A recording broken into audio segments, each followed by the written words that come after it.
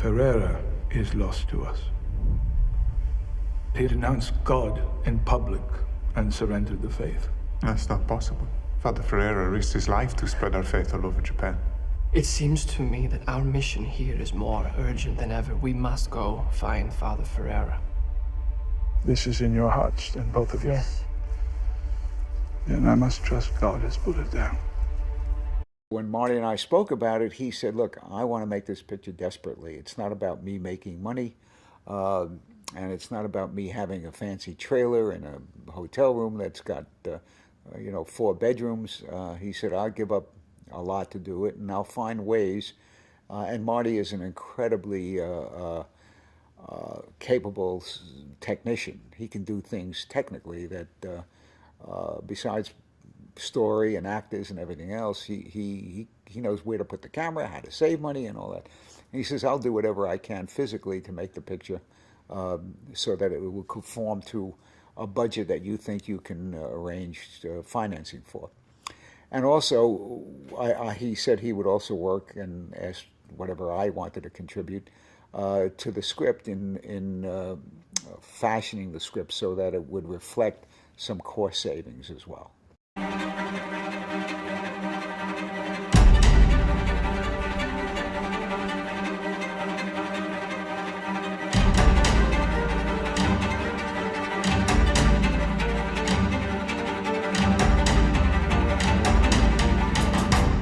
The weather was unpredictable. You couldn't contain the tides in the sea, obviously, but still you wanted the tides in the sea. We had a big tank that we were able to use, so that was helpful. But there were, and I give Marty great credit for it. I mean, he would climb for 2 hours to get to the top of a mountain because there was no road, and the crew would have to schlep equipment up there, and they all did it. And they did it for one reason. They did it for Marty. They wanted to be working with Marty. So the film offers this great landscape that you probably will never see, and we were able to dress the actors and the background actors with a lot of lush costumes that we were able to produce in Taipei or rent out of China because they had more stuff in China than they did in Japan. So there was a lot of physical opportunities that we could use within our budget or make use of within our budget that worked out great. The price for your glory is their suffering. It's too dangerous. We asked for this mission. The great success of the film in storytelling is that it manages to explore the inner religious feelings of the principals, the feelings of the Buddhists that they're confronted with, and manages to equate each on a different level because on one hand the Buddhists are protecting their own society.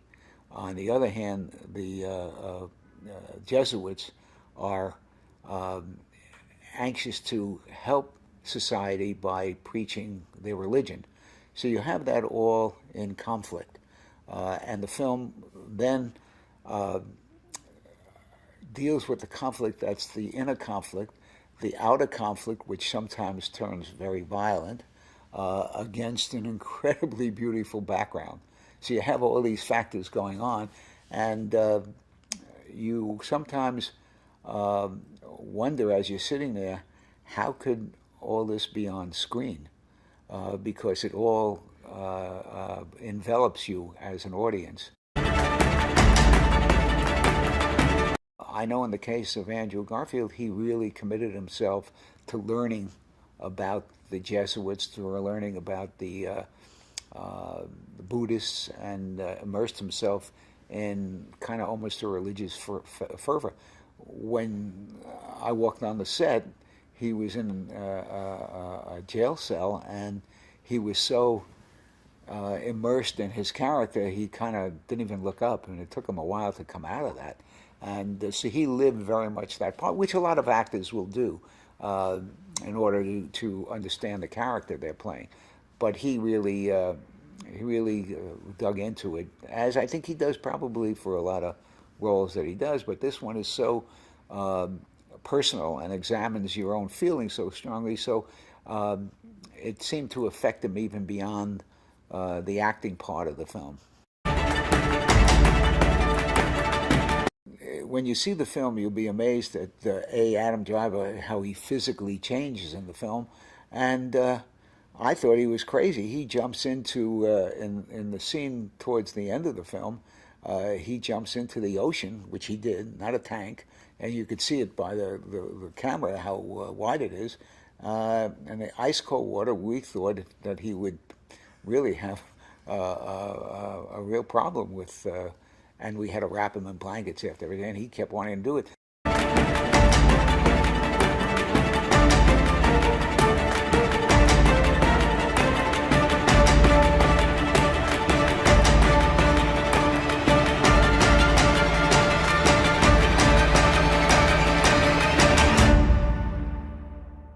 All the actors, all the crew, were very committed initially to working with Marty, and after that committed to what they were doing. There was a great sense.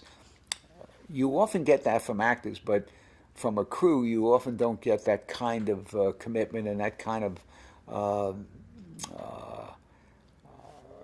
emotional connection to a film. And somehow, as the film was going on, you felt the crew more and more had that commitment. I pray, but I'm lost. Am I just praying to silence? There are many, many reasons to see the film. One, you're seeing a world that you don't know and haven't been exposed to. So you're seeing something that you've never seen before.